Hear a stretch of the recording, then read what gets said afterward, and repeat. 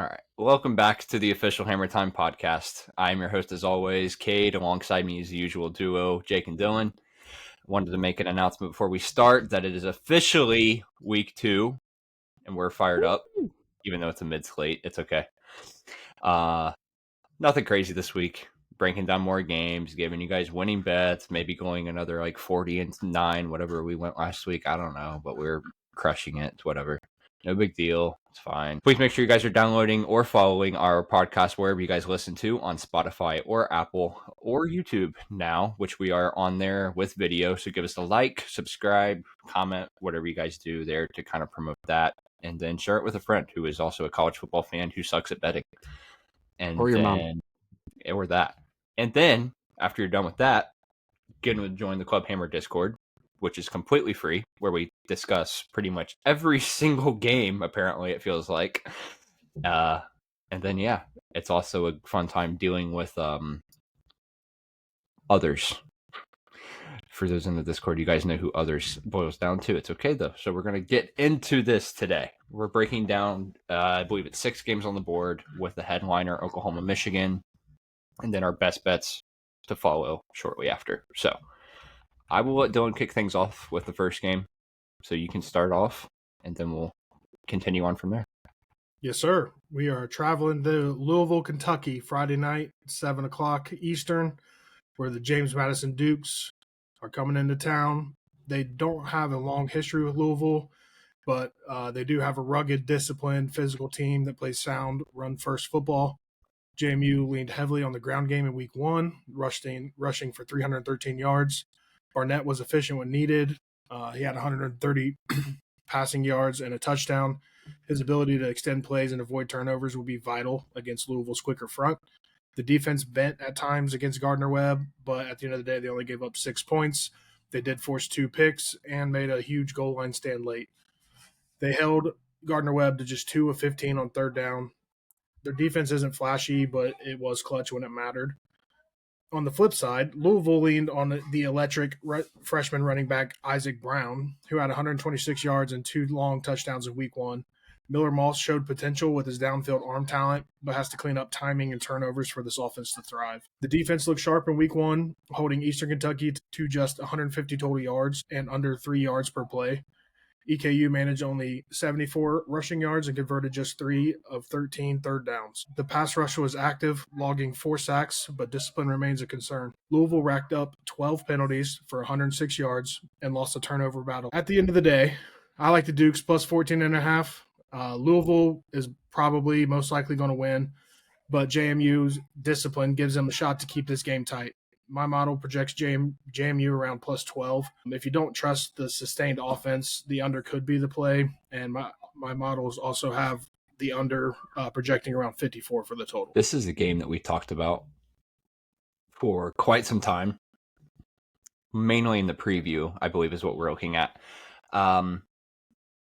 Me and Jake specifically were talking about this one like on the side now for like a few weeks as well, hoping that this kind of opened around the 20s range. Since this is at the 14, I am definitely passing. I don't think that I want to hope that JMU can keep this one close. I know a lot of people actually think that they shock a lot of people. I am not one of those people. I like Louisville this year. I think they are very talented offense. I just think that they're better than 2 touchdowns better than JMU, but that does not necessarily mean I'm betting them in that kind of factor.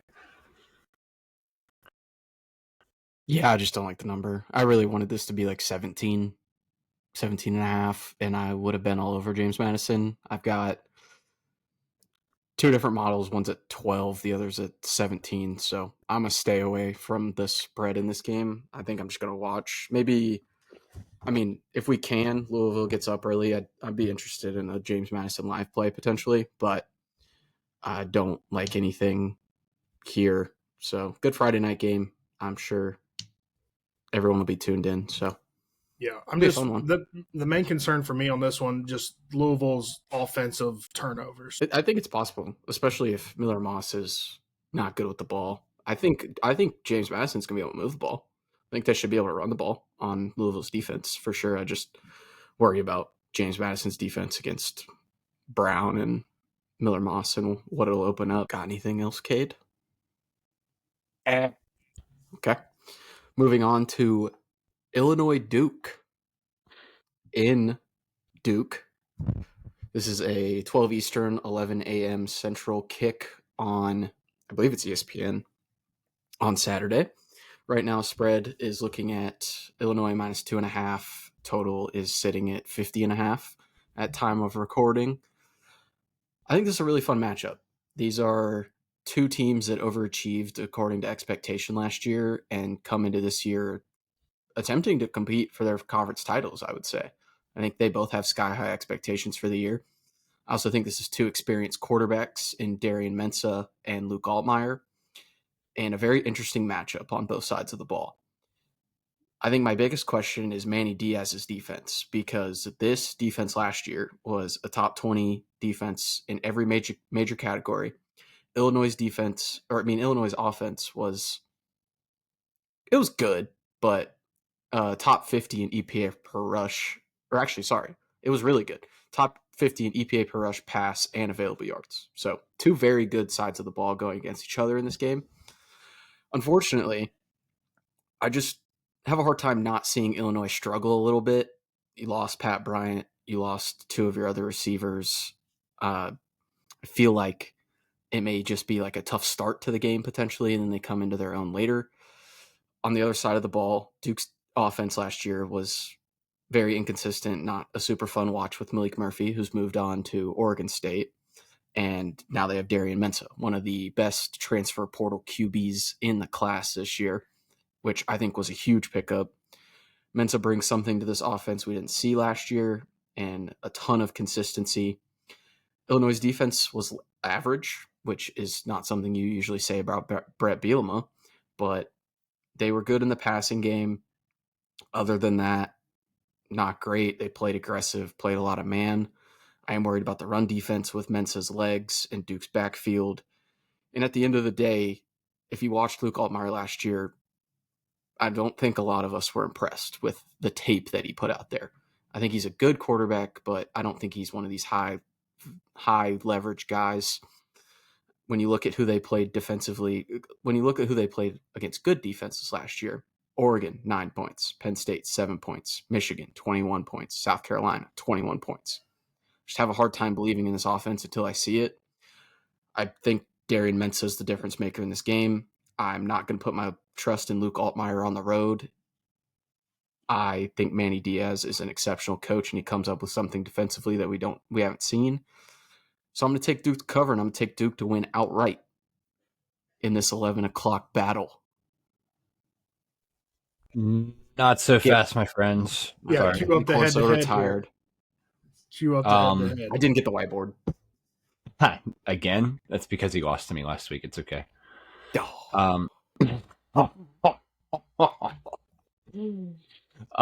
Yeah, I do have Illinois. I have them on a cheap money line for minus 150. It's in one of my bets for later on. I think it's going to be tough and very gritty played, specifically for Illinois to gain and maintain a lead in a big game like this, first of all.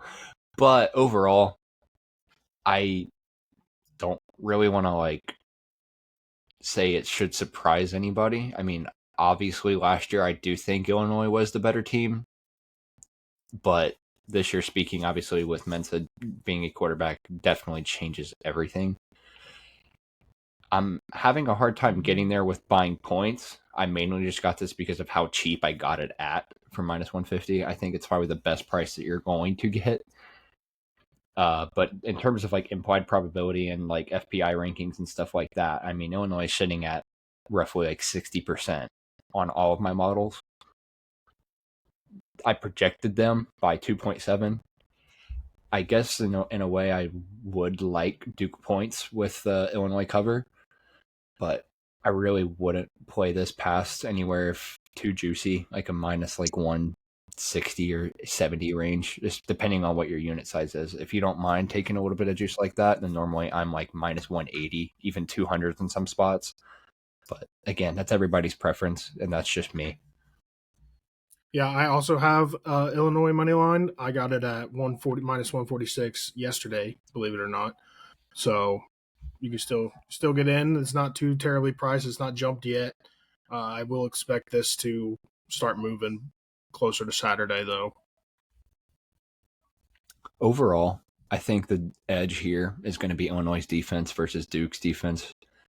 They are very, very good against the run overall and not terrible against the pass, but I would like them to see them be better, which I Illinois expect good them against to. the run? Yeah, No. for now. After one game. Last No, year that's they what were I mean. I'm last not year they looking were at last year. terrible. I'm not looking at Last last year year. plays way more into week 2 than this year. It's the same scheme. 4 yards Yeah. an attempt, 1 yard per carry. I mean, that's pretty good for a first game, I But would say. Then again, I know. Look at both of them played. I mean, they both played terrible teams. I mean, I hate looking at rankings, but I don't really see either defense stopping each other. I think it's going to be more of a shootout than a defensive battle, in my opinion. the secondary is going to be the best part about it, though. I mean, their that's my secondary is awesome. yeah, that's what I mean. Like Xavier Scott, Matthew Bailey, Miles Scott, all those guys. The front is a question, obviously, because they lost 3 starters there, which I am worried about in a way. But I still give them an edge to it, to that I mean, position. they obviously have an edge. I mean, they're favored. They're obviously. I mean, they're ranked 12 in the country compared to where Duke's not even ranked. A little bit too high, but yeah. Agreed. Yeah, but there's definitely an edge here for Illinois. I'm not counting out Manny Diaz, personally. This is what he does. It's at home. It's early. This is where you get him. If this was like a 2:30, 3:30, I'd lean more Illinois, personally. But getting them early, they got to travel. I just like the spot, personally. I get it. Duke's one of the hardest places to play in. Yeah. I didn't say that. I don't know. It's hard to look at like Illinois when they play teams that are better or the same level as them and doing anything like they didn't last year. The only reason they were ranked and even good is because they didn't play anybody, and when they did play somebody, they got boat raced. That's the only problem I have with. I would not pay the 150 for Illinois because I don't trust them because they don't beat good teams. I don't think Duke's a good team, but yeah. Mm. I mean, I don't think Duke's like top 25. No, top 40? Yes. Maybe. I'd say top 40. Maybe arguably, top 50. Yeah. Top 50, sure. I just don't like Illinois. Sorry. I do like Bielema, though. And I think if he can come out with a good game plan, I don't think it's a blowout or anything. Not everybody can win head to head. It's okay, dude. Jeez. What are you, 150 to 4 now? Anyways, moving on. We're gonna go to Iowa for the Cyhawk rivalry. In my personal opinion, one of the most underrated rivalries in college football. It is being played in Ames. It is a 3:30 Eastern, 2:30 Central kick. Iowa State sitting right now, I think, is about -3.5. Total sitting around 41.5. It seems like this is a rivalry week with some of these games, which I like. I like getting early rivalries. I think that's fun. This is always played in week 2, so it's not like this is a surprise. But like I said earlier, from a competitive standpoint, most underrated rivalries. This game's never a blowout. It's always super fun. One of those Midwest rivalries. And they like to do the same things, which is why it's always close. Iowa's going to run the ball. They are going to try and keep possessions to a minimum. They're going to play great special teams. They have a suffocating defense that was top 25 in every major category last year. They did lose some pieces defensively. They obviously lost Caleb Johnson in the run game. But I'm a big fan of Mark Gronowski, who they are trying to get to revamp this offense, trying to throw the ball downfield, trying to get QB run game, things like that. It's very good at the FCS level. And then Iowa State, we've already seen them. They want to run the ball on early downs. They want to wear you down. They want to open up the passing game through RPOs, play action, misdirection. Matt Campbell's a great coach. He's going to have a great game plan for this game. I think Iowa's going to have success on the ground like they did last year. They ran for over 200 yards. I see that as still as a weakness for Iowa State defensively, even after the Kansas State game. Still think it's a weakness. I think Iowa's going to be able to run the ball. I also expect Iowa State to be able to throw the ball. Threw for 274 against this team last year. They lost some guys. I know we always say defense is ahead of offense, but I think in this game specifically, we're always looking at the 24-20s, 2019s, 2017s. We're always looking at those kind of numbers. And at the end of the day, I'm putting my trust in Matt Campbell. I'm putting my trust into future Heisman winner, Rocco Becht. Put it out there. We're on the Rocco Becht train. I'm going to take Iowa State to win. I'm going to take Iowa State to cover. And then my official pick is I have this in action right now at over 40.5. You're under the key number of 41, which I think is big. I think these offenses are going to find success in pockets. It'll probably be kind of inconsistent, but Iowa gets a punt return for 40 yards. Iowa blocks a kick. One of those things happens. I think we get a mid-40s game. I'm looking 24-21, somewhere around there. Yeah. I have almost the exact prediction on mine. I don't really necessarily have Iowa State to cover, but if you can get to that, because it's a full 3.5, if you get under the 3.5, I do like it. But I have exactly a 24-21 type game. So for me, the over of this is going to be, it could be sweaty, but I think that's the best look in this game, unless you want to take an Iowa State money line. This one worries me, and I did pass on this one. However, I have like several angles to take any lean at all. I do like the over. I do think points are actually going to be scored in this rivalry for once. But Iowa's fronts on both sides of the ball, I think they clear Iowa State's in this case, unfortunately. Iowa State's State at 11, by the way. Sorry, they have to cut you off. They have a ton of questions, like overall, like going into the year. And they returned obviously 5 with experience, but they had one guy that was maybe average at best. But Iowa's offensive line is their best unit on that side of the ball by a very, very, very wide margin. And then again, on the other hand, Gronowski was not impressive by any means in that debut. If you guys watched that game, it was just very bleh. In terms of the defensive side of the ball, I do like Iowa's defense better. My issue for Iowa State is the short yardage runs with Carson Hansen's and Abu Sama is probably going to get them into a little bit of trouble where they're kind of forced to throw the ball long oftentimes, which is going to obviously force them to get transfers to Xavier Townsend and Chase Sowell involved because they've been non-factors as of these last 2 games.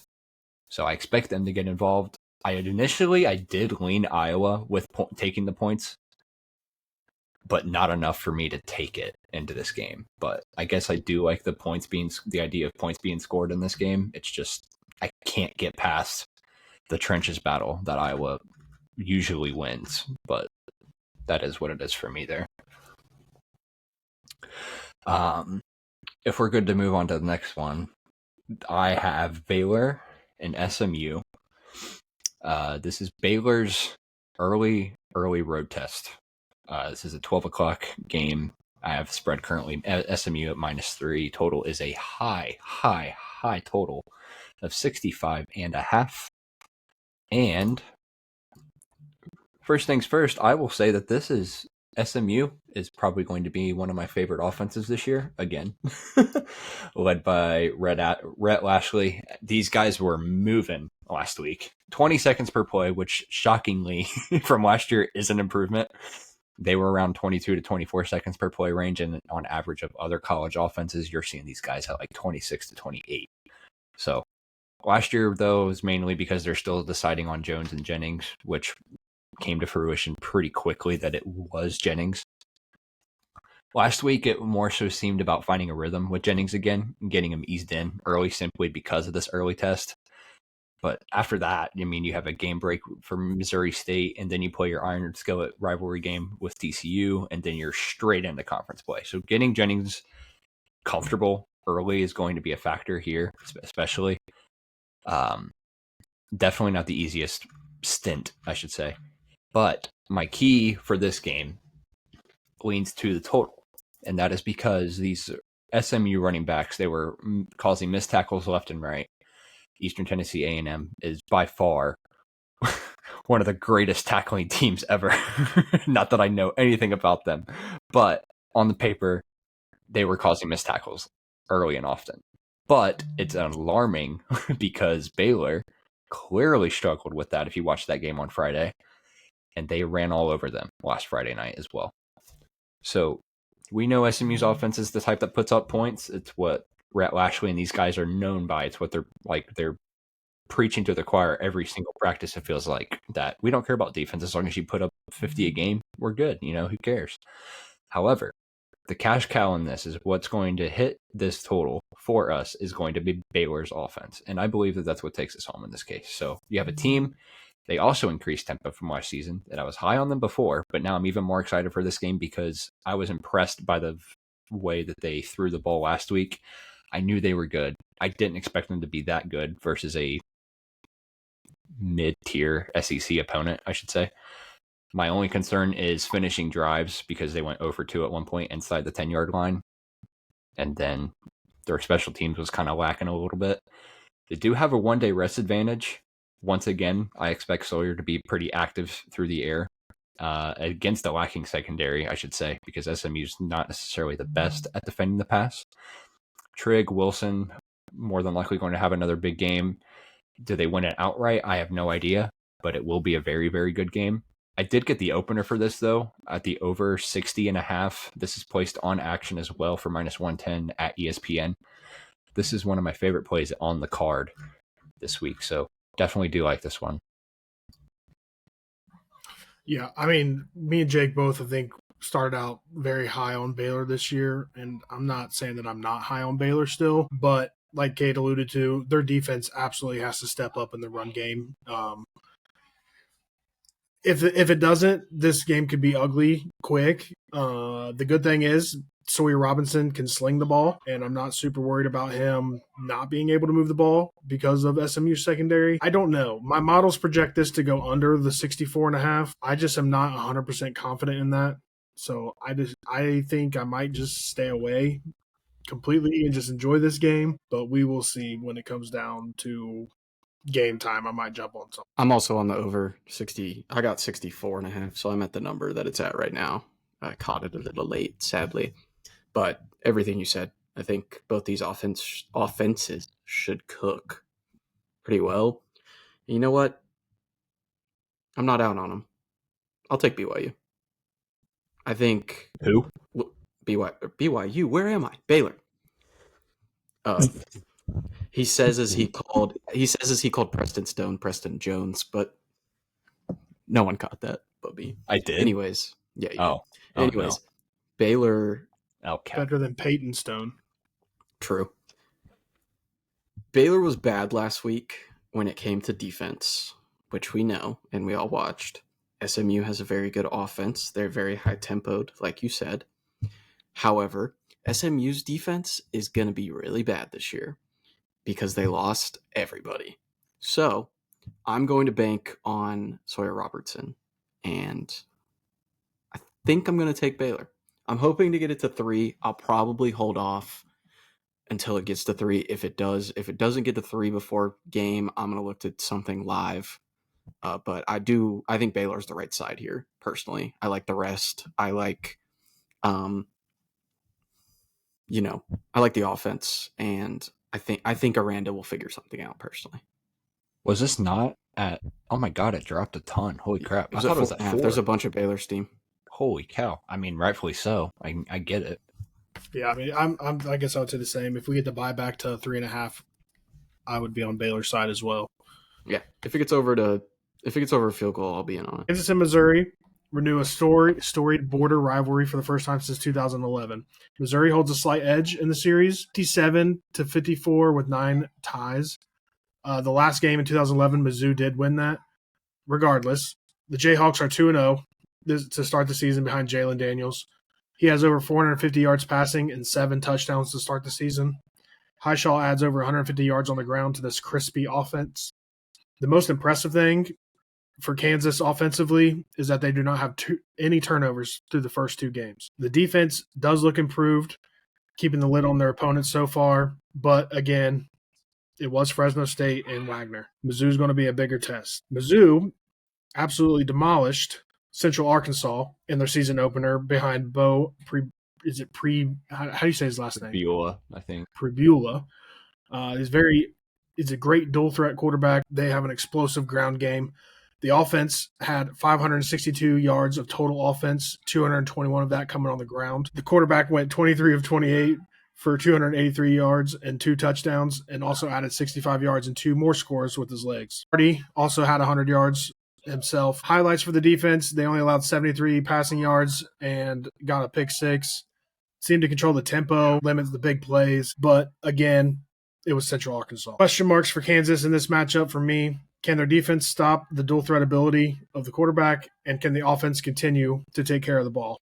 For Mizzou, can the O-line hold up?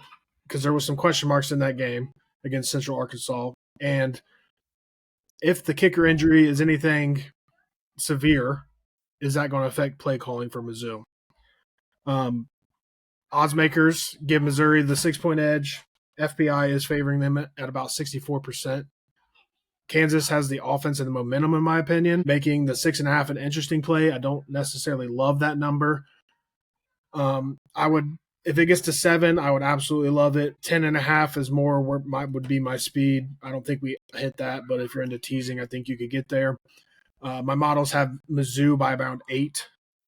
I would look at Mizzou money line, but it's at 240, and that's just too far gone, and I don't think we get the steam back for that one. I could see Kansas making this game very interesting and making anything sweaty on them if you take a Mizzou side.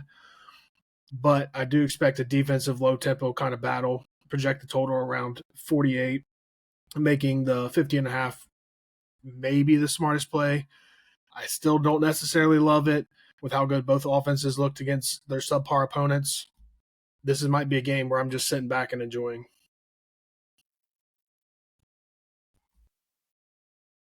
This one, I'm still deciding on. I'm very, very ping-pongy-ish with this one. However, depth charts came out. If you guys look at those, Kansas's defense looks very depleted already. I looked. They're losing 2 defensive linemen. They're missing 3 linebackers who are off the depth chart and who have all played in both of these games already. So they are already downgraded slightly on my model with those injuries. I think Kansas is they're playing slower than normal, and they're also very run heavy to start out, which is kind of weird, but it's typically not what we've seen in the past. However, that being said, them hiding that kind of stuff before a game like this sometimes turns out to be a little bit smart in a way, because a healthy Jalen Daniels to me is always going to have an edge over just about any quarterback in the country. I think he's one of the most electric players in the country when he is healthy. My only issue is his supporting cast, because I'm going to give an edge to Missouri all day long at that kind of skill gap. Like you said, you've already hit on it with Ahmad Hardy, but Marquise Johnson on the outside, Joshua Manning on the outside, Kevin Coleman filled in well here and there.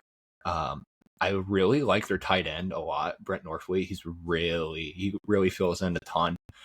But overall, the trio between Coleman, Manning they're all 4 stars, first of all. So they're very talented players. But overall, it's just too many edges to Missouri, in my opinion. I like their offensive line better. I like their defense as a whole better. I like their secondary better. I like their skill position players better. Special teams also better, even though their kicker just tore his ACL. Their other kicker that's replacing him has not missed a kick in his career yet, apparently. That's from what I read. I don't know how true that is, but I read something like that today. That might have been extra points now that I think about it, though, honestly. Regardless. 6.5, yes. Anything higher, get off.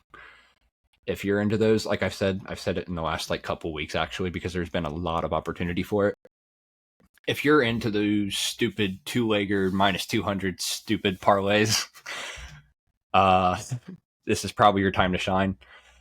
My only issue is that I really would not be surprised if Kansas comes in here and wins outright by like a field goal or a touchdown. Honestly, I really would not count them out here in this spot. So with that, it does lean me off of both sides, but maybe root for some points with the over could potentially. Don't hate it, definitely. I actually like the under. Both these offenses play slow. They're both going to run the ball a ton.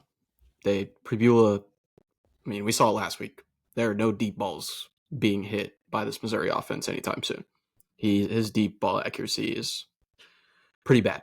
So I don't think we're going to see a ton of down the field stretch by Missouri. I think it's going to be a lot of QB run, a lot of Ahmad Hardy run, a lot of dink and dunk, intermediate kind of stuff. On the Kansas side, they're running slow like they always do. It's always been a slow offense under Leopold just because they don't have the athletes most people do. So they're going to run the ball, like you said, run heavy this year, which is a little surprising. But I do slightly lean under. I don't think I'd play it at 50. I'd like to get 51.5 at not juiced right now. So I'm going to wait for that. If this gets over 7, I'm taking Kansas. I've got Kansas at 5. I just like Jalen Daniels, and I don't trust Bo Prebula yet enough to back him over a touchdown or close to a touchdown. Also, this is a rivalry game. I think Kansas is going to want this one. They just play well in rivalry games. Leipold gets them up for these kind of games. So slightly into Kansas if the number gets over a touchdown. If it's below a touchdown, I'm not touching it. I don't hate it. I really wish I would have a play in this game, but I just cannot bring myself to do it, unfortunately. But that moves us to the headliner game. This is the college game day game where they're going to, and this is none other than Michigan at Oklahoma, visiting Norman, playing in the Palace. This is a 7:30 Eastern game.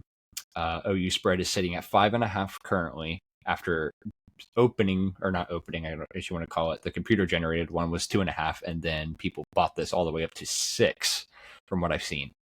Down to total 4.5 now. Still at 4.5. Well, then there you go. Down to 4.5. Total sitting decently low for a primetime game with as talented offenses as we kind of know and expect these two to be, sitting at 45.5. Then again, there is a reason for that, which I will get into. So, 2 ranked teams. Historically, you have the favorite winning and running these kind of games. Then again, the Big Ten has been giving it to the SEC recently. The only question is that if that can continue. The Sooners seem to have heightened their bet against the public and fade the trendy dog value type of bet in this very spot. Like I said, what started out as a 2.5 spread, jumping up to a 6.5 at one point, now sits at 5 at the time of writing this, at least. Now it sits at 4. At some point, people have to kind of say it's a little bit too big of a point spread in a game like this. But when you look at both offenses last week, Mateer and company obviously shined last week. Michigan did in the same. New look offense, however, they both failed to cover their large spreads. However, the defenses were very sharp and very on point. That's nothing short of that. I want to give all the credit to them. Even though they played terrible opponents, it's expected that both of these units are very, very, very good this year. After just 1 week, your tail of the tape pretty much sits at a weird ranking number, which I kind of thought was odd. Michigan ranks right now, obviously after 1 week, 123rd in pass offense efficiency. And then Oklahoma is obviously not too far behind, worse, if that matter, at 131st. I hate looking into numbers like this that early, but again, when you have terrible opponents like that, it's kind of weird to me. Usually these don't matter though until like weeks like 4 through 6. It's just kind of just like an eye-catching kind of thing. But the defense is obviously, like I said, they're going to be the best statistically, specifically because of who they played. Very good against the pass. Oklahoma very good against the run. Both units kind of sit around like top 50 currently in terms of rankings. But I mean, like I said, it doesn't matter. We know how talented these guys are. Michigan, or something that I had a decently hard time, or had a good time watching, was the fact that Michigan, they couldn't get off the field last week. They kind of got ran on quite a bit. which is something that I think is going to keep an eye on, specifically with Jade Knott, Mateer, all these guys, very mobile, very athletic. But I expect here in this spot, Oklahoma to fire on all cylinders, put together some explosive plays. My only issue is Michigan's defense is pretty talented, obviously. Maybe top 3 to 5 in the country, maybe 3 to 5 in the conference, 5 to 10 in the country. But a couple of keynotes that I kind of wrote down ahead of time. For Michigan, injuries look to be a little bit of a mishap. Rod Moore did not play last week. Jayshon Barham, who was an edge, will miss the first half due to targeting. And they have an offensive lineman that is out. So to me, from what it looked like last week, this Michigan offense seems to be playing faster and passing more than normal from last year. Justice Haynes had a very good game last week. We know that. I expect that to kind of regress into this game. Definitely. But in terms of like positional edges and stuff like that, guys, I mean, QB edge, I lean Oklahoma. Skill position players, I lean Oklahoma. Offensive line is probably a coin flip for me, and defenses is probably a coin flip. However, Oklahoma's, I think, will be better as the game goes on in terms of a longevity standpoint. To me, I'm expecting a dogfight in this. They held out 2 starting defensive backs, and Oklahoma has obviously the defensive line room and the linebacker room to obviously have one of the top units in the country. But they're sitting people last week because they didn't want, you know what I mean? Like that's already a question mark there for me as well. Which there's no reason for that, but that's just what they did. So to me, I'm going to have to lean Oklahoma at 4.5 or better, maybe. I'm not going to bet it. I'm not going to touch a total. I've already given you guys my system on the primetime unders system thing that we always do, typically. But not a whole lot really to bet on in this game from my end, unfortunately. Here's something for you.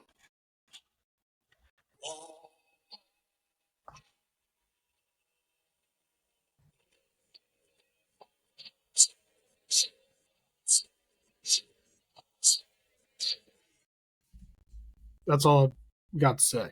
Okay. It's too big of an environment for Underwood.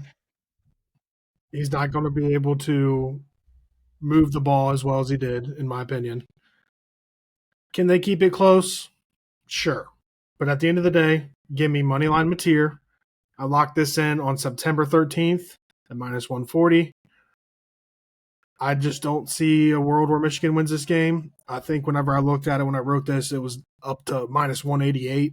So that's a situation where if you're looking for something to play, if you want to play something low like that, maybe throw it in a little 2-legger, you could get it. But I don't think Michigan's it here. It's too big of a test for Underwood, in my opinion. I'm going to start by saying I don't have a play in this game, but I am going to play a little bit of devil's advocate with the Michigan part of this.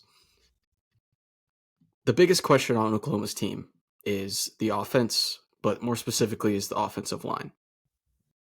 The offensive line had, all through camp, everything that I've heard, everything that I've seen, they were shuffling guys since the week before the first game. They have not found the correct 5 guys to start yet. And I don't care how they looked against Northwest, East, Arkansas State last week, because that game doesn't matter. The way Michigan wins this game is they muck it up like they always do, and how Michigan does it. You look at how they do it to Ohio State. No offense to you, but how they do it to Ohio State. They muck it up. They get after the quarterback. They stop the run. They make this game 17-7. They make this game 21-10. You know, they come in here and they run the ball efficiently on first and second down. They're opportunistic. Special teams is a key here. You know, I'm not going to come out and say that Michigan's going to win this game. I'm not going to say Michigan's going to cover or anything like that. But, like, I 100% can see Michigan winning this game because we haven't seen Mateer in a high-level game in the SEC or in the Big Ten. He's played Pac-12 teams, Mountain West teams. And we know Michigan in big games. We've seen it. These guys just I don't know what it is about them and Sharon Moore, and it's Sharon Moore's comeback to Oklahoma, correct? So I mean, I think that plays something into it. So I don't like where the spread is. It's just a weird number, bouncing between 4.5 and 5.5. There's no key number there, so I think that's weird. I think you're going to see some Michigan steam. If it gets under 2.5, I'd take Oklahoma. It's not going to get over a touchdown. So I think the play here is anything you can Oklahoma, and then buying back into Michigan later in the game somewhere. I don't have a lean on the under or the over. Probably the under, just because I do think it's a Michigan game. Let's be honest. So that's my take. I wish it was bolder, but that's what I got. Nothing too crazy from anybody, obviously. I wish it was just a better game to bet on, honestly. Like, if we had better numbers overall, I probably would, but I don't know what the right word would be. It just, something about this feels super, super trappy. It is trappy. Don't they play Auburn next? They play Auburn in 2 weeks. Yeah. Michigan has nothing next week, I believe. No. So I think it is trappy. And Sharon Moore coming back and getting to coach this game and because he didn't coach last week, right? I'm not or is he not coaching the next week? It's one of those two. I think they chose week 3, is it? Yeah. So it's weird. I don't know, man. Yeah, it's a pass all the way around, except absolute pass. An early money line opener, I believe, from T-Mays himself. So yes. Now we'll get in. Actually, I don't think we have any group tickets this week, or like squad rides, I guess you could say. I think everybody's either not necessarily against it, or we have like a 2 against 1 or a 1 against 2 type of deal. Yeah, sorry, I'm against both of the ones that you guys want. Cool. Great. Okay. So now we're just going to go down our best bet lines. We're going to alternate one by one and go down our line of best bets for the week. Like I said, before we get into this, these are all posted to our action profiles. We'll have different usernames that will be posted somewhere at some point, I'm sure. Even if you can't find it, it's the same as our social handles. So it shouldn't be that hard. But that is the Action Network app. So be sure that you are following us there for when we post our bets. That way you get the best line and price available. And yeah, other than that, I'll start us off with my first one. This one was interesting to say the least from my end, because I never would have thought I was betting on this team at the beginning of the year. But I looked at the line, I looked at the beginning of the year, and I was like, well, by God, we're doing it. So Virginia at NC State. Now, last week, NC State, for me, in my model of power rating, they dropped a half point of mine after that game against ECU. While Virginia, on the other hand, they got a 1.5 point bump. So, and my model, which I put in, brought my projection to a pick'em for this game.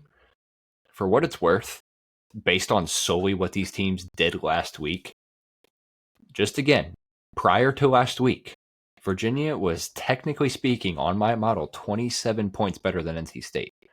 Take that with a grain of salt, like I said. But I think the line is flipped. I do like Virginia at +3 or better. I do have it for -110 at MGM posted. That's at NC State, right? Yes. Okay. I'm not gonna speak on that game. That's all I have to say. Just to add to it, just because I have the play as well, I took Virginia money line +110. Cavaliers opened 48-7 victory over Coastal. We're not high on Coastal. Coastal's not a great team this year, but the Cavaliers showed a balanced offensive attack and a stifling defense. Chandler Morris threw for 264 yards. Cam Ross had 124 yards receiving and a touchdown, and a 100-yard kickoff return for another score in that game, in their first game. Contrast, NC State narrowly defeated East Carolina 24-17, and they required a late fourth quarter stop to secure the win. Virginia's dominant performance and momentum heading into this game, I think, is giving them the edge over NC State, and it's probably going to be a close game. I'm not saying that, but I love Virginia's offense more than I love NC State's offense. And I know defense normally wins games, but I think Virginia's offense is better than NC State's defense, and that's what gets them the game late in the fourth. Put it on the board. I'm taking NC State. I have it power rated. Here we 7. are. Here we are. -7. NC State. Really? Yeah, East Carolina is a good team. Personally, I had them 10 points lower than NC State. So yeah, 7-point loss is, or a 7-point win is, or was it 3 or 7? Sorry, it was 24-17, so 7. 7. So I don't have it. That wasn't that big of a loss for my models, and I'll put that in later. But my one play, I do have a play in this game. I have the under. I think NC State's scheme is really good defensively. I really like the defensive coordinator that they brought in. Super different change than what they had last year, but they held a good ECU offense to 17 points. And it worked to perfection. I don't believe in either offense to put up points here. I don't believe in Tony Elliott's offensive scheme. I don't believe in Chandler Morris. We've seen Chandler Morris at other schools. I just don't think he's very good. So I'm playing the under at 53.5, -105 on ESPN Bet. I think this is more of a 24-21 type of game. So I do agree there. Cole, if you're watching this, I'm going to need you to get into some video editing and make a brain rot video of Jake fading us and then putting the final score up after every time we talk, because this is it's going to be hilarious when I go 2-0 this week. We do need that, though. That's great. When Duke, for myself, even, like, I think that'd be awesome. When Duke wins outright, and regardless of what happens, I think it's going to be hilarious. If he can get into video editing, that would be elite. At that point, yes, we will be hiring on. Do you want to brings us to? I'll bring it Jake. to my next one. Or okay, never mind. Are you guys going? Go ahead. Fine. Jeez. Oh my good Lord. Next one. Fine. Texas Tech.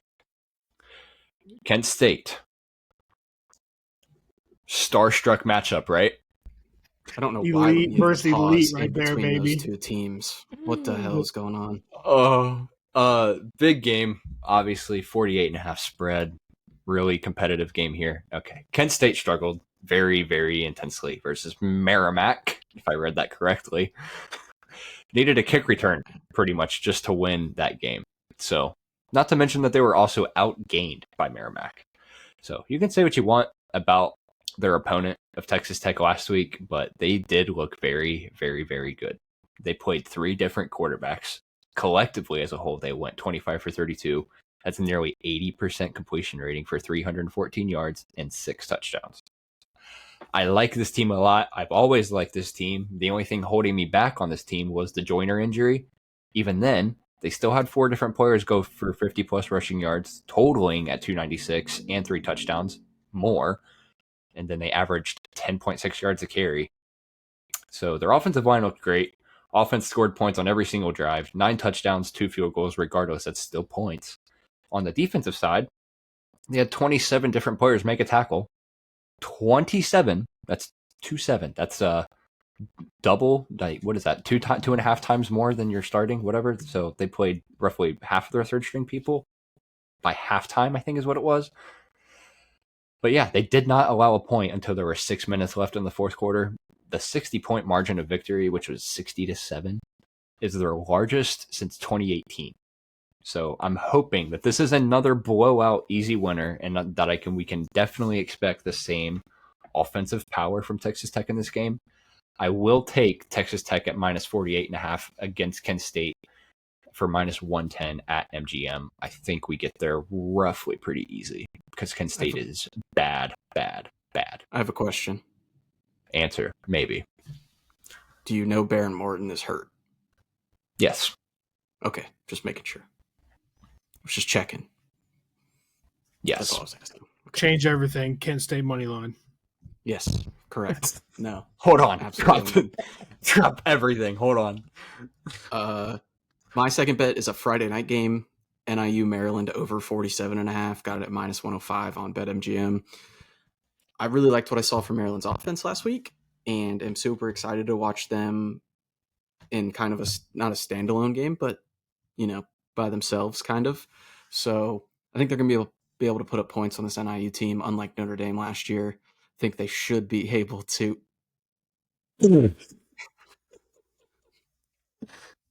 I think they should be able to move the ball. I think the quarterback's electric, and I think they're going to be able to put up points. I think NIU should be able to run the ball a little bit and should be able to get me 13, 14 points. That's what I'm banking on. I think we can get over 48. I wouldn't play this anything over like 48 and a half. But I think we can get there. Just need NIU to give me 2 touchdowns. Yeah. I'm going to move to the Pennsylvania State University. Wow, dude, no angle in the NIU game? Jeez. Huh? I'm kidding. I don't either. I have nothing. No.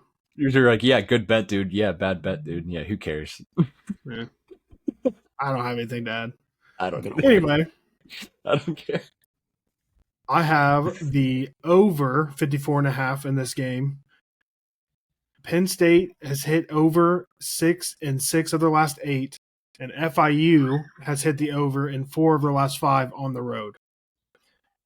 I don't think Franklin hammered the gas last week. It's respectable to a point, but when you're one of the top teams in the country, people are demanding to see points being put up. I think he kind of turns that up a little bit this week. I think we see a 52-10 type of game, possibly even more from FIU. They did throw, was it like 47 last week in their opener? Oof. So I think we could see it there easily. I think Penn State puts up at least 50. If we don't get more than 10 from FIU, then that could be a problem, but I think we get at least 10 from them. Don't have that one, but I don't hate it. I do like it, if anything. I actually like it. I was going to say, I don't have it, but I don't hate it. I have another angle. Put one on the board for me. Everybody didn't hate on me. I like the bet. Didn't say anything. I will, yeah. Go Drew Aller, right? Agree. Maybe we'll put it on the board. For real. That's fair. I already went over these two with the Baylor SMU total over 60.5, Illinois money line over Duke. So I'll skip ahead to my next one. Dude, just gave up 3 plays. Huh? Oh, yeah. Go ahead. Ole Miss visits Kentucky for a revenge tour. It even feels so weird just saying revenge tour. Kind of very bad, not going to lie. Ole Miss throttled their opponent, Georgia State, in its opener, obviously. 63 points, 81 plays, which is nuts, must say. 8.6 yards per play, though. Offense looked very good, which is promising for an offense that we have not seen at all. Kentucky, conversely, escaped a MAC juggernaut in a way. That passing game, though. Snooze fest of a game. I will make a note that they won and should have covered. I just kind of really wanted that to happen. I'm not going to lie. But it's all right. In that game, Kentucky was outgained in total, and then they had fewer yards as well. Fewer yards per play, sorry. Only put up 24 points on them. Toledo does have a good defense, but I do think that is kind of minimalized in a way. My model projects Ole Miss at 15 here, which I think gets us relatively through some key numbers. Plus, you factor in these revenge angle, obviously. I think Lane kind of runs this one up, in my opinion. I think similar to my Virginia NC State pick, Ole Miss was 35 points better than Kentucky last week, and I really would be surprised that we see that kind of margin of a spread in this kind of case, because I do think Kentucky is showing signs of weakness very early on, especially against Toledo. And Ole Miss's offense, I think, carries this one, as well as I love their defense this year. I'm going to give 2 because you both just talked about the games that I'm playing. I have FIU plus 42 against Penn State, minus 108 on Bally. I would not take this unless you're getting over 42. James Franklin is going to try and cover the spread, but last week he tried to cover the spread and messed up by going for it on 4th down. I almost said it too. That was crazy. Family friendly show, guys. Good job. I almost said it. Sorry, James Franklin gets me so amped up. But Yeah, Franklin went for it on fourth down to try and cover the spread. Didn't get it. Nevada scores a touchdown, and they don't cover. So I'm going to go with the fact that I bet he tries to do it again. And I'm going to take FIU to cover this one. FIU's not good, but I think James Franklin just screws it up. I'd give it like 49-10, hit your over, hit my spread, kind of like it there. And then in the Ole Miss Kentucky game, I took the under 51.5 at minus 125 on Bali. My first thought, I don't know if Kentucky scores 14 points. I'm a little worried about that because I don't know if Kentucky's going to be able to move the ball. After the electric passing game I was promised, I never saw it last week, so I'm a little worried. Yeah, where's that electric offense at? I didn't see one, unfortunately. But the past two matchups have been super low-scoring games against Ole Miss and Kentucky because they've played on the last three times they've played have been on this weekend, week 2. So I think it's one of those things where Kiffin kind of takes the foot off the brake in his early games, and then they have to kind of ramp up the offense because you have to think this is a lot like Heupel's offense. You don't just play football, week 1 and it works. Like it's timing, it's those kind of things. So I think their offense could take a minute, especially in this game against the SEC defense. I know it's a revenge spot, which does scare me, but I think it settles around like 48. So I think 51's safe. It gets over a key number. So yeah, I'll take that. I'm trying to find it right now just so I can talk about this game. I was trying to find what Kentucky's – oh, right here it is. Under 19.5 total points for minus 102. That might be a play for me right there. Hammer. I definitely don't see 21. 17 maybe. But I'm like Jake, I don't even know if we see 2 touchdowns from Kentucky here. So I think I really like that play under 19.5 minus 102 currently on FanDuel. I'm actually just going to go ahead and lock that one in. I think the final score of this game is going to be a shootout, and I think Ole Miss wins 52-41. If Kentucky puts up 40 points this year, I'll quit the podcast. Hit my over, prove both of them wrong, pop off and show out. Do they get to 21? Do you think they get to 21? I wouldn't be surprised, but I don't think they will. Yeah, 19.5 or minus 102, that's decent. When's the last time they hit 21? Last year. When? I don't know off the top of my head. What? I'm thinking 2 years ago when Ray Davis was just racking yards. 2 years ago? You don't think they scored 20 points in 2 years? I'm just saying, like in my brain, that's where I went for that game. For that specific. The last time they scored over 21 points was September 21st, 2024. Dang. So first week 1, week 2 last year? Week 4. They were terrible. They were worse last year. They scored 41. They were worse last year? They were not worse last year. They're worse this year. No. They averaged. They almost lost to Toledo. They did not almost lose to Toledo. They got a garbage time touchdown. Okay, they averaged 27.6 in 2024. It was their average points per game. How did their average get to 20? Oh, sorry. They beat Murray State 48-6. My bad. I did not see that one. So the last time they scored 21 against an FBS opponent was Ohio. Now do the SEC. Years. I could go to like 2015. Okay.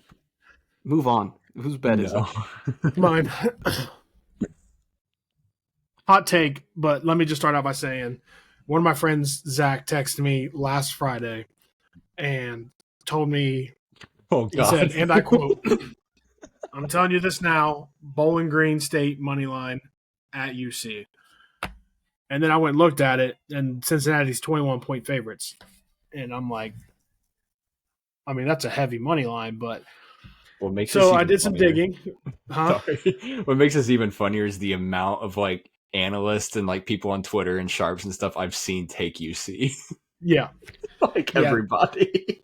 No, so I did my own sharp digging. Just to recap week 1. Bearcats suffered a narrow 20-17 loss to Nebraska in the season opener. They struggled offensively, only 69 passing yards, turned the ball over twice. Nebraska did control the clock with over 39 minutes of possession. We're looking at Bowling Green's week 1. They dominated Lafayette 26-7. Drew Pine led that offense efficiently. The defense also stepped up, obviously only allowing 7 points, showcasing their ability to control the game. Given Cincinnati's offensive struggles and Bowling Green's strong performance up to this point in the year, I think the Falcons are well positioned to cover the spread at 21.5. I do have that locked in at -110 on FanDuel. Go ahead. I'm I've got. probably going to disagree.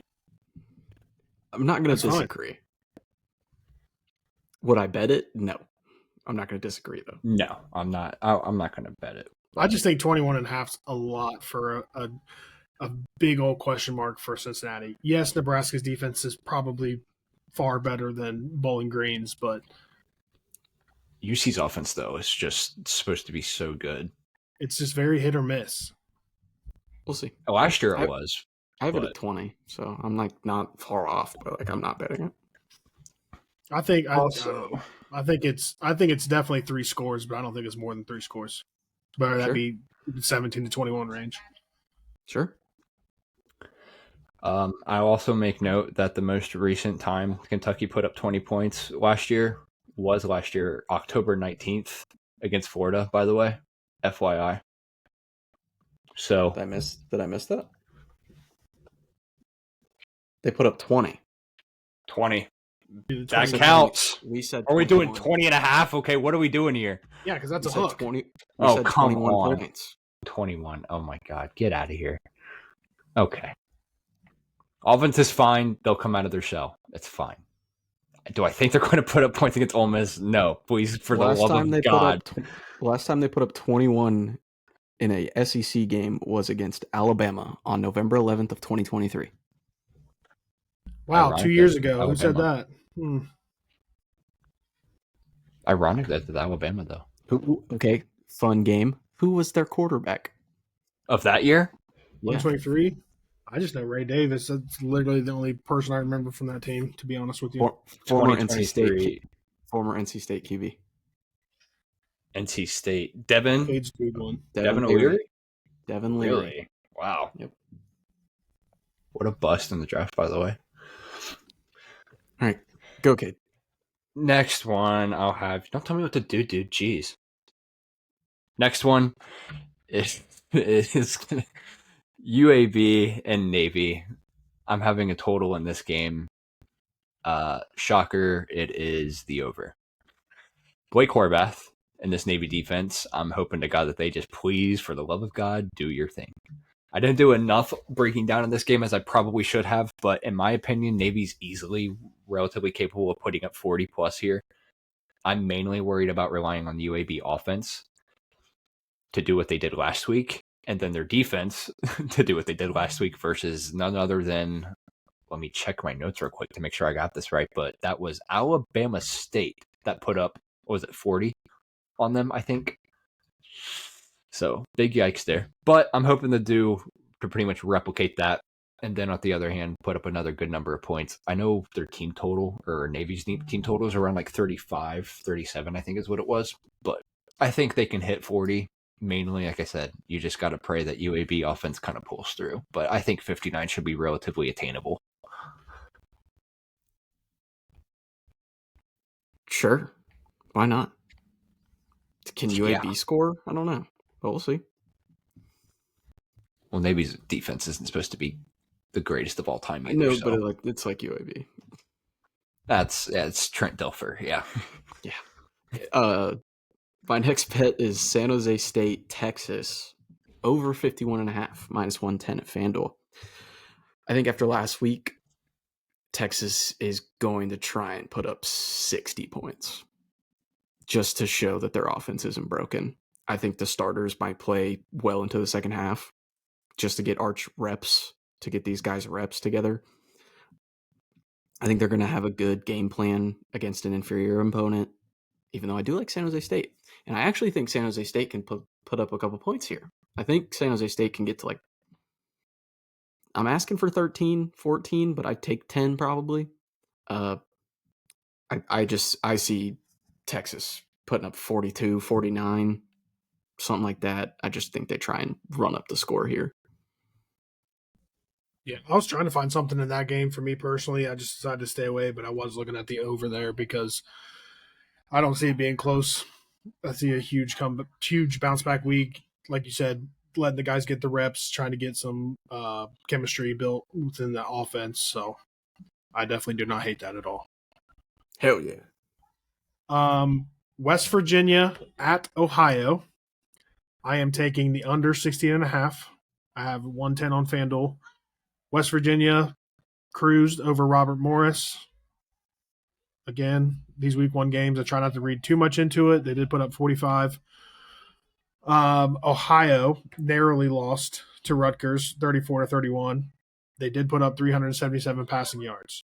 Both teams can move the ball, but have shown insufficiencies, struggling, stalled drives, limited scoring. I think this one soars under by at least a touchdown. My model has it around 52, and I just don't see either offense putting up big numbers again this week. The only thing I'll say about this game, give me OU. OU think money we're line? going to go against West Virginia? I think OU's a fun team, dude. The switch up is crazy. Yeah, I'd take OU at 3.5. I don't even know. Is it minus 3.5? I didn't even look at that. No, it's plus 3.5. Plus 3.5. Yeah. My boss I'll give a shout out here. My boss has season tickets. He's a big OU fan. He goes there for pretty much every game. And Season he's tickets to saying, OU, that's impressive. He has kids going there, so it makes sense, I guess, who are also involved on game days. But he said that he's expecting, or not expecting, it will, because he went to the Iowa State game where they beat Iowa State that one year, like it was like a few years ago, I think is what it was. And he said that place for what is this time? What time is it? Like 3:30, 7:30? 4 o'clock game. 4 o'clock Okay. game, sorry. He's so he said he has to get there at 7:00 just to find parking spot because I guess they get up and after it pretty early in Athens. So I'm honestly would not be surprised if Athens is kind of rocking at this time of game. So heard it's one of the best stadium atmospheres in the country. Just like I need to go. I'm trying to get tickets off of him, but that's crazy. All right. Ohio is a party school, so I can definitely see them being up and out. Well, he said it's not even like kids, like it's parents. Like they just get nuts for the freaking Bobbies. It's nuts. So respect to them. I'm honestly kind of root for him this week, but yeah, I digress. My next play is probably my favorite game on the board for the week. This one should not be close at all. None other than Oregon facing Oklahoma State in the zoo. I project Oregon at 35 here. I'll just get straight to it. Honestly, I don't know how to pronounce his last name. Is it really Heine? Is that how you pronounce it? Sure, let's go with that. I don't know. Losing him, first of all, hurts really bad. I know they lost him for a couple weeks, I think, for foot injury, I think is what it was. But in my opinion, I don't think that really would have helped him in the first place. I still project him around a 1 position difference at 26 with their starting quarterback. Oregon's offense should roll, though. I don't think Oklahoma State's offense wasn't really impressive by any means whatsoever after the injury. I'm expecting a definite beatdown here in Autzen. And if the number gets too out of hand, potentially looking to maybe like a first half play or maybe even a live play for whatever dumb reason Oklahoma State goes and puts up a field goal or a touchdown on like their first drive, or Oregon goes like scoreless or something after their first or couple. Either way, 27.5 is way too short for me here. So I'll take the minus 27.5 at the opener for minus 110 on DraftKings posted to the action.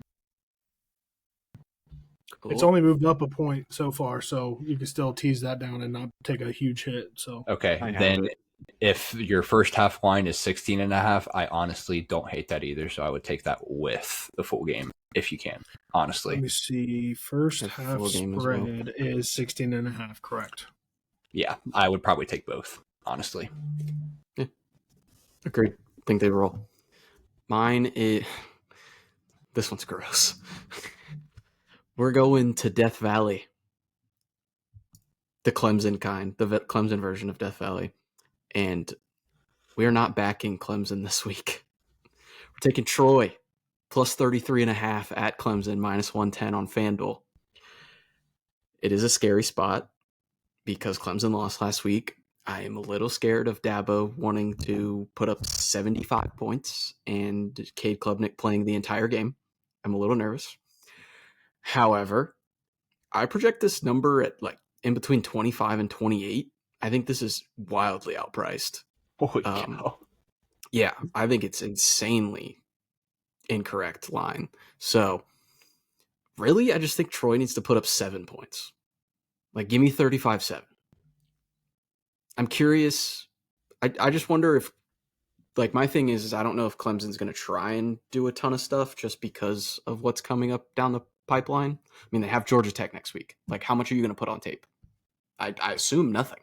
I would hope. So I would bet they just try and get out of there healthy with going into Georgia Tech next week. So I like Troy at 33.5. Just think the number's really inflated. Yeah, I'm curious on the tracking, and I'm sure it's out there somewhere on like the big favorites after they've lost, like the top 10 teams after they've lost their opener, like how they hit the spread, like the ATS on that stuff. Yeah, curious too, especially with a big game the next week. I'm curious, Right. like I am curious about that too. Hold on, let me see. Repeat it one more time. Like top 10 teams? Just Top like 10 in teams general, that lose. you say and ranked teams. Yeah, sure. Ranked teams that lose, how often do they cover the spread the next game? While Cade's clicking away and looking that up, I'll He could talk mute about himself. it's fine. No. I'll just talk about my next bet. Western Kentucky at Toledo. Okay. Had to get it on. Yes, I had to get it in there somewhere. I love both of these teams. I'm just going to say that. Western Kentucky is 2-0. They defeated Sam Houston State 41-24, and North Alabama 55-6. McIver is absolutely dialed for Western Kentucky. Toledo is coming off a 24-16 loss to Kentucky. I didn't love their offense in that game. I don't know if we could say that they struggled, but I don't think they got a good rhythm going. They did put up 329 total yards, but committed 2 turnovers. As high as I am on Toledo, they did make me a little bit nervous against like what I seen versus Kentucky. There was good and bad moments. At the end of the day, what can you expect from a MAC versus SEC matchup? I'm hoping Toledo's defense is up for this challenge, but I think McIver tears them apart a little bit, and I think they struggle enough for Western Kentucky to keep it a 1-score game or a late backdoor opportunity. So I'm taking Western Kentucky plus 7.5 at minus 138 on FanDuel. I think I had to tease that down because I think it was like 8.5. So what you're telling me is on a neutral field, yep, Western Kentucky would be plus 3 against Kentucky. Roughly. Close. That's crazy. Easy. Hold on. What? Maybe 6. It might be 6. Decently small sample size, but that's what I found on this. Teams that were ranked in the top 10 lost at home and then entered week 2 favored similarly large favorites at 17 or higher. 7-1 straight up. I would love to know who that one straight up was. Probably Notre Dame, honestly, now I think about that. Was that on you? Or that no? Might be Marshall. Or yeah, Marshall. That one, yeah, 2 years ago. That's honestly, that might be it. That's funny. They are just 4-4 against the spread. However, over the course of history and of time itself, since 2003, teams that lose straight up in week 1 have tended to go 85-66 against the spread in week 2. I don't think that's lopsided enough to scare you away from it. A severe no. Oh, And I'm so excited. I don't think any trend is too lopsided to scare anybody off. I don't bet trends. I use them as like maybe a tool or another source of guidance, but I'm not going to make a bet solely off of it. I don't think I should say. But yeah, I don't think that's really enough anyways. Could be But help you decide one way or the other, but like you said, not like seeing a trend and automatically betting it. sure. Yeah. Sure. I believe I have three more. So final three, or I guess I'll just go by my one. It's fine. I have in this Akron, Nebraska game. Sure, you skipped one. Sneaky game because Nebraska escaped Cincinnati in week one. Although we pretty much cashed our Cincinnati ticket there in a rock fight of a game. Nebraska did only post 4.5 yards per play, and they scored 20 points on 78 plays. Akron played an even less exciting game. Got shut out by Wyoming, and then they performed 3.5 yards per play as well, with 0 points on 66 total plays. So I think the Nebraska defense, which held Cincinnati under 5 yards per play, will completely eliminate any threat of Akron contributing much to this total whatsoever. Possibly another shutout. I wouldn't put it past them. I do have doubts, though, that the Nebraska offense obviously is explosive enough to score 7 touchdowns by themselves. I project just above 43 in this spot, so I would take it at 47 or better. I do have this total at under 40.5 for minus 113 placed at Bali. This is also posted to the action. Does Akron probably doesn't score, so that's what I'm basically you're gambling on at that point, yes. Or Nebraska just to completely crap the bed. Yeah, I mean, I feel like 45-0 is pretty good. Yeah. My next one is Boston College plus 3.5 at Michigan State, minus 115 on FanDuel. This number's actually gone up, I think. I think it's at 5.5 now. 4.5. I have it up right now. 4.5. Wrong. I think the wrong team's favored. I think Boston College should be a road favorite here. I would play any number over a field goal. Michigan State as a favorite last year was 0-3. Boston College was 2-1 as a dog. Trust Bill O'Brien more in this spot. I just don't like Michigan State here against a good defense.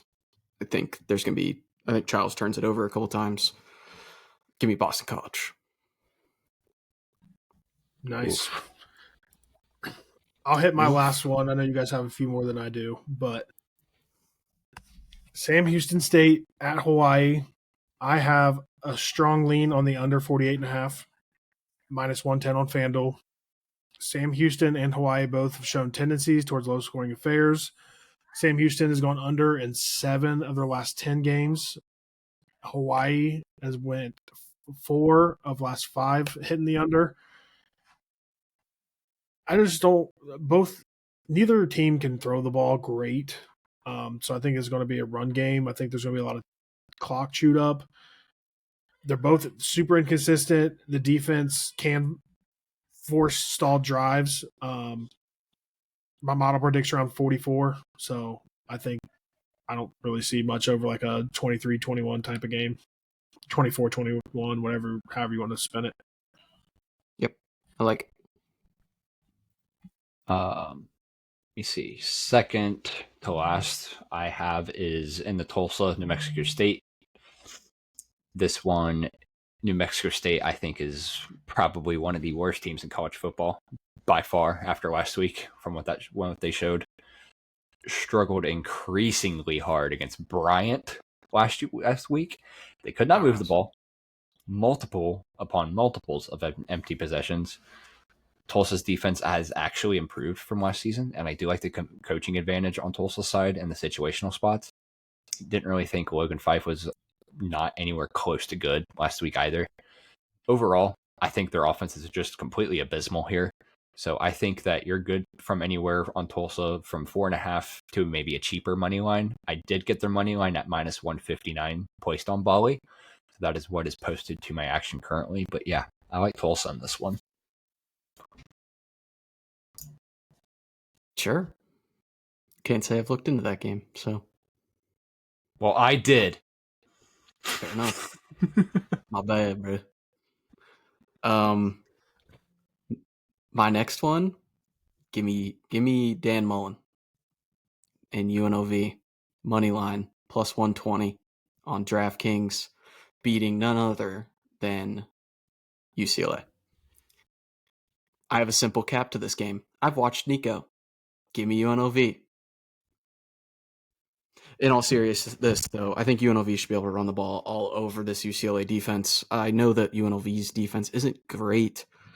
I just struggle to see UCLA doing anything productive with the quarterback, with the weapons, with the running game, with the offensive line. I just think the whole offense is a mess. I trust Dan Mullen to win here, and UCLA starts the season 0-2. I don't like that he said to every single one of my plays. Oh no. A little sussy. I don't hate him. Oh, that's right. You don't have one. Okay, last one. What? Your last one. Oh, we're done? Okay. My last one then. Cool. I get to end on my blood oath. Oh, right. So, this team, I might have to ride this team till the ends of the earth this season. One, I think this offense is unbelievable. I project them just over past 30, and offensive firepower just stopped, or should not stop, I should say. With that being said, I think this line is severely too short. USC minus 27.5 against Georgia Southern is just a disrespectful line, in my opinion. Georgia Southern isn't necessarily a horrid defense, but I don't think it's too far off from Missouri State's either. Therefore, 4 touchdowns is kind of rude to ask, in my opinion. So, similar line and cap in a way to the Oregon-Oklahoma State. Expect the offense to run it up, really. They put up 70 points on Missouri State last week. I don't really think that necessarily slows down. I think they're a kind of team, Lincoln Riley specifically, kind of team. Brings you back to like his Oklahoma days where he randomly just puts up 60 to 70 points like the first 3 to 4 weeks of the season just because he can. Kind of see that kind of happen often. So 27.5 here is pretty easy to attain, I would hope, at least. Georgia Southern is actually a pretty well team in the SBC. But for minus 115 on ESPN is what I took this one at. So I'll take my chances. Georgia Southern got smoked last week, by the way. I don't know if you saw that. To Fresno State? Yeah, they lost by 30. To Fresno State? Did they really? 42-14, I think. What in the world? Did we really? Oh my God. Why? Yeah. I thought they were going to win that game. I didn't have them in that game, but I had Georgia Southern money line. Wow. They're up 13-7 in the second quarter. I don't think they scored again. Even then, why is this line so bad or low? That's kind of weird. Okay. Well, I honestly thought they won last week. I don't know what I was looking at. My last play is we will be also staying in the West Coast. San Diego State at Washington State over 45.5 at minus 110 on Bet365. I have this game around 50. Both defenses cannot tackle and are really just terrible all around. San Diego State has no pass rush, so I think Washington State's going to be able to throw the ball they want and run the ball they want. And then Wazoo has shown the inability to get a stop, so I feel very good about San Diego State's tempo and being able to put up a good amount of points here. Is San Diego State, is that Cal game next week? I don't know. Could be a look ahead for me, honestly. I wouldn't hate that kind of spot. You think San Diego State's looking ahead to Cal? Yeah, they get them at home. And I already said they had an upset earlier in the year. Not anymore. Not with Cal's QB.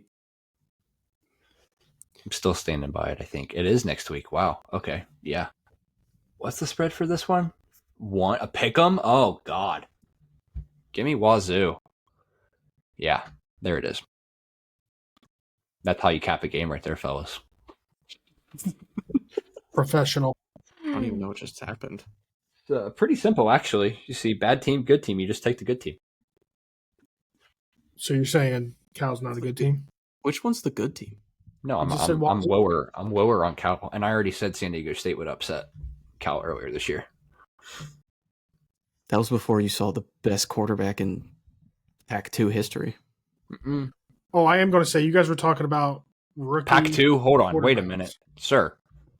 They're not in that. There's Cal as an ACC. Wazoo. Oh shoot, they are.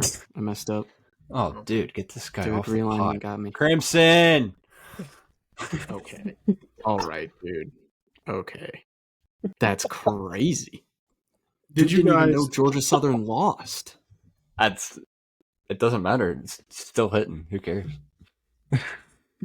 I don't know. It's probably going to be a terrible omen on my part, but I'll take my chances. Are we good?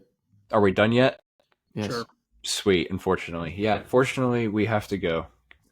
As much as you'd love to kind of have us break down every one of these week 2 fantastic 35 plus point spread games, we can't. So, with that, leaves us to no morning huddle show on the Saturday. Just nonstop ball talk in the chat, I guess, for the next few days until we hit game day.